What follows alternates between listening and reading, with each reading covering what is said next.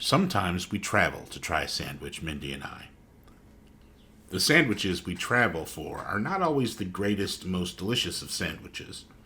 They aren't necessarily the most elaborate or difficult to prepare. And the places we go to in order to have them are not always our first choice destinations. It's hard to say exactly what makes us go one place and not another. We went to Baltimore to try a sandwich called the Scooch because I couldn't find much information about it and, hey, I liked the wire. We went to Montreal to try Montreal smoked meat sandwiches because there aren't a lot of places outside Montreal that make it. Yes, it's basically pastrami, and yes, there was at the time a place in Chicago that sold it, but some switch in my brain flipped that said I needed to try it in Montreal instead. We went to Iceland to try a convenience store sandwich called pepperoni taco I had built up an obsessive curiosity about.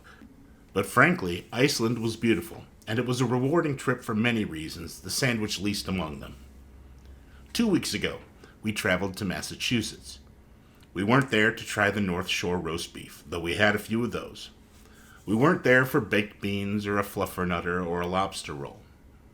We flew there to drive down to Fall River and try a sandwich unique to that town, sold in a few hot dog stands there and nowhere else that I'm aware of, called a hot cheese sandwich.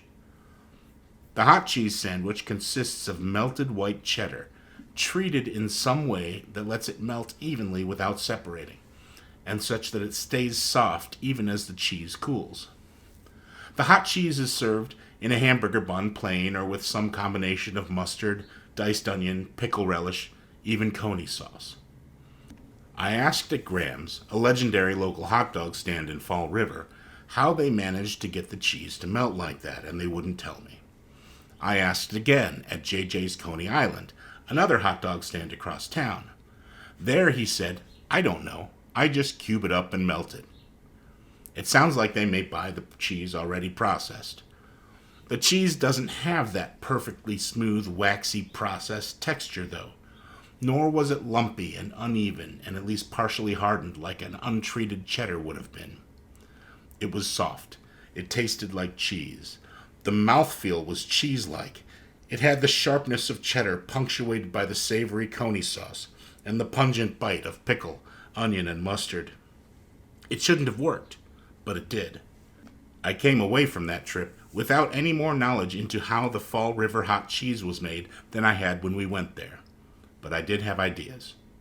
So I melted 20 ounces of sharp white cheddar into a small amount of bechamel to make a very thick, very cheddary sauce. I poured the sauce into a loaf pan lined with plastic wrap and let it set overnight in the fridge. And what I ended up with was a brick of meltable cheddar. So did I nail it? Not exactly. When I reheated my sauce, I heated it too quickly, and when I took my eye off it for a few minutes, it separated.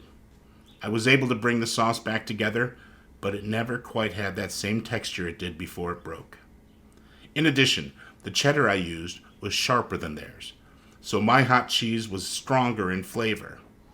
But I came close, and with some tweaking, I think I'd have a hot cheese that would make any future trips to Fall River unnecessary.